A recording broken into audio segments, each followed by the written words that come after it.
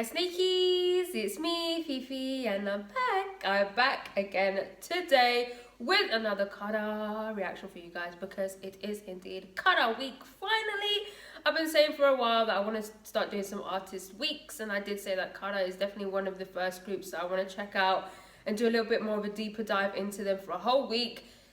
So we're here. The first day, day one, is going to be just a little bit more about the group itself. I tried to look for guides. This was the video that seemed the best. It had the most views. It seems like I'm going to get the most information I can. Out of this, it's called What Happened to Kara, sorry guys if I'm out of frame, the most inspirational K-pop group. Now, as you can see, I'm in a different setting. This is not a permanent thing. This is just my Patreon setting. If you are subscribed to me on Patreon, you'd know this. This is just where I sit for Patreon. I'm not recording anything for YouTube today, only Patreon stuff, so I thought I'd just sit here. So I always say this and people are like, I love your new setup. No, this is just a Patreon setup. But yeah, please go like the original video of what happened to Kara, just to show some support to the original creator, because obviously we wouldn't have this video if it wasn't for them. Let's go. Each story starts with the first page, and over 10 years ago, there was a group that wrote it for all girl groups in Korea and for the first time in Japan. A group that had enormous pressure on them to succeed. This group was Kara. Today we're covering where Kara came from, how they inspired a whole generation, and what happened to them. But before looking forward, I always like to look back. Back in 2007, DSP Media arranged a debut of their next girl group. Pressure was high as this new group was following the famous Finkel, a first-generation K-pop girl group that was competing for the biggest at the time with SES. DSP Media maybe I should react to that group as well. Group on March 29th, and this group was called Kara.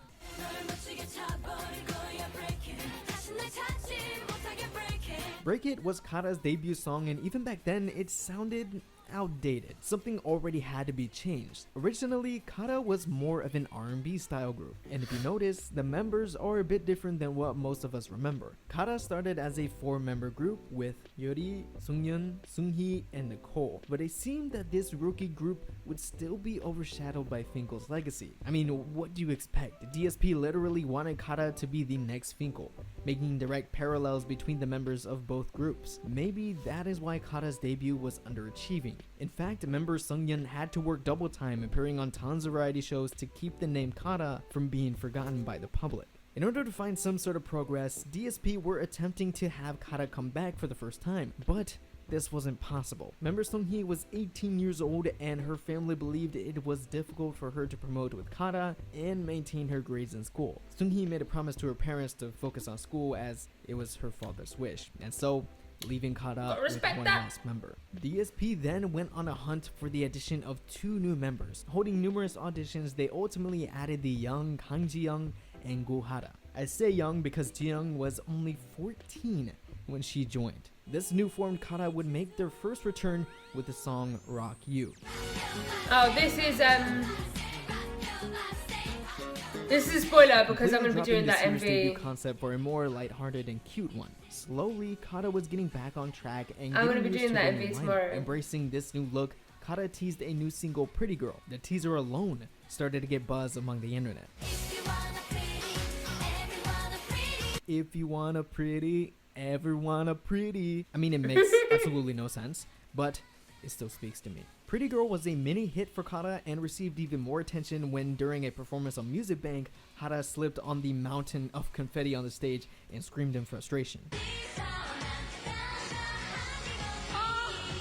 I mean, look at that. How many confettis? That's at least 12. Instead of getting criticism from the Korean public, Kara was comforted, and they saw she was so upset about messing up the performance. Finally, the media were giving Kara much needed attention for finding their own way in K-pop, but also for their natural beautiful looks, notably the leader Kyuri. But it was kind of a blessing in disguise, because Kara was getting so popular, many members got sick and exhausted from trying to keep up with their intense schedule.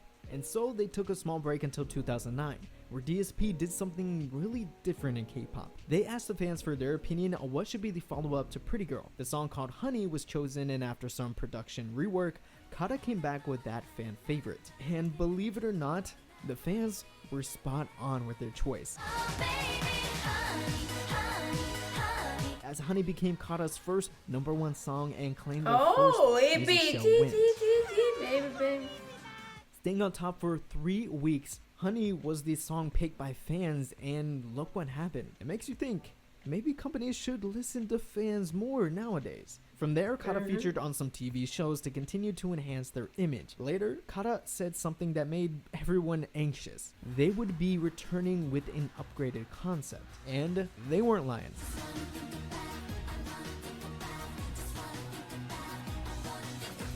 Wanna was not what people were expecting, as because the real title track was none other than Mr.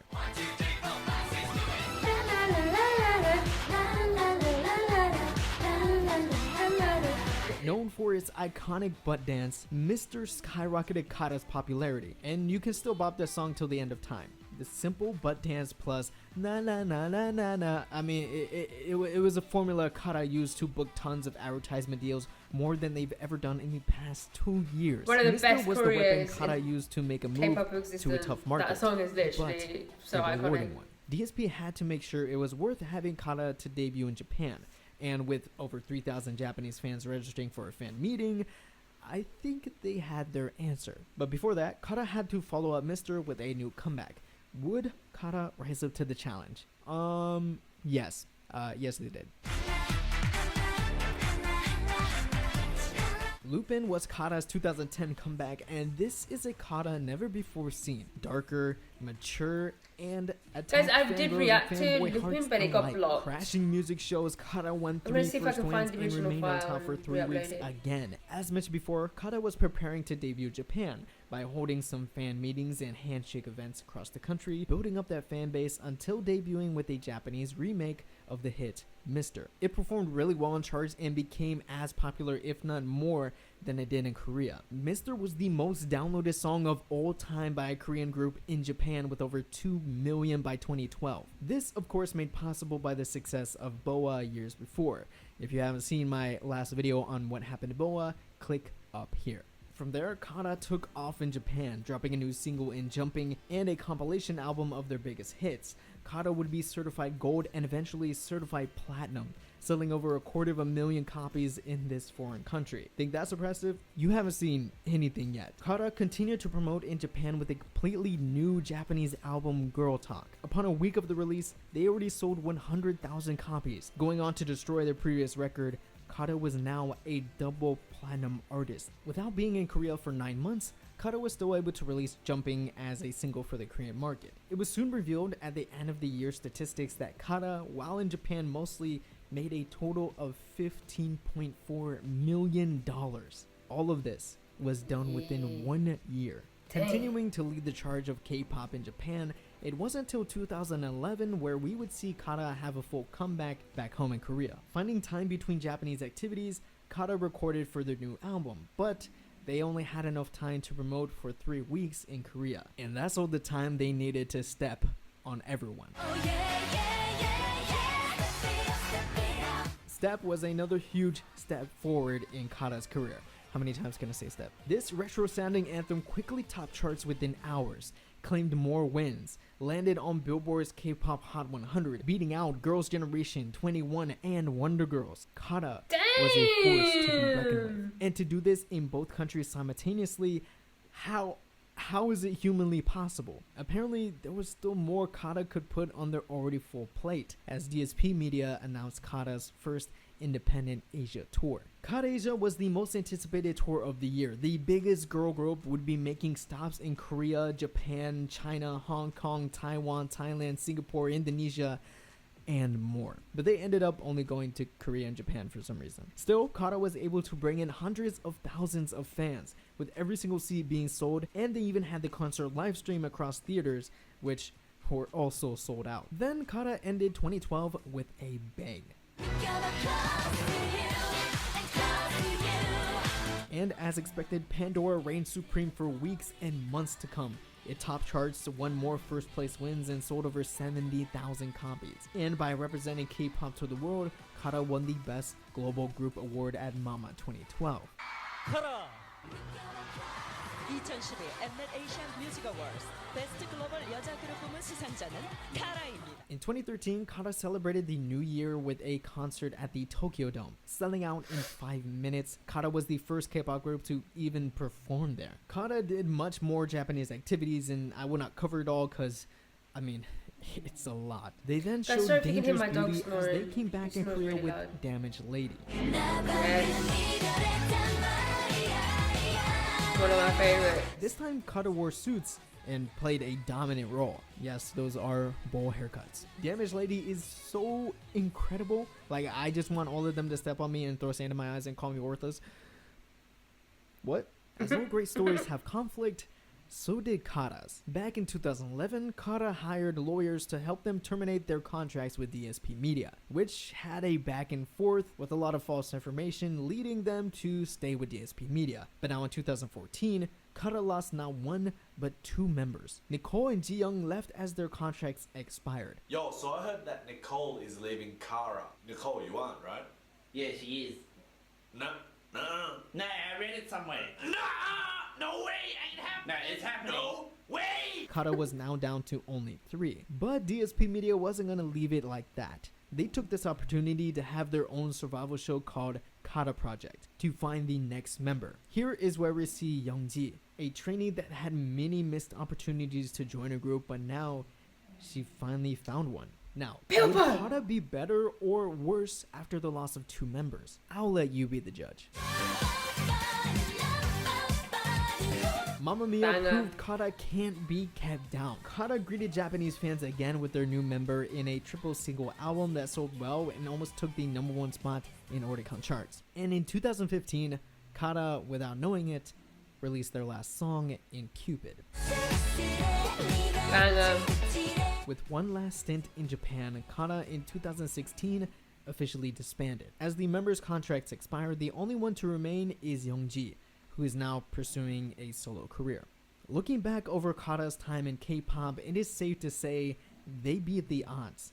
Starting already in the shadows of Finkel, they persevered, had a rough debut and first year, paved the way for girl groups in Japan, worked hard to maintain a presence in 2 different countries, lost members, and still persevered. They continued to live on through the members who are still here and those who are no longer with us. Kara will go down as the most influential and inspiring K-pop group maybe of all time. Their story will live on through us, the people around the world they touched my eyes with their music, smiles, and kind hearts.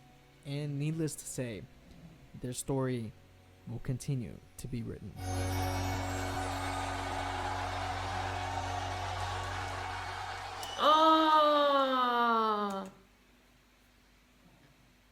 Oh, there's more. Is that the creator? That's it for this one, and that's it for me, Wave. Hopefully you enjoyed. If you did, please. That's the creator, guys. Please, InternetsNathan. I've seen he does lots of videos and stuff.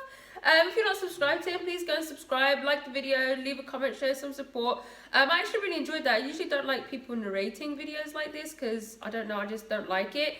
But he did really well. I love how he wrapped it up at the end there as well. I was curious how he was going to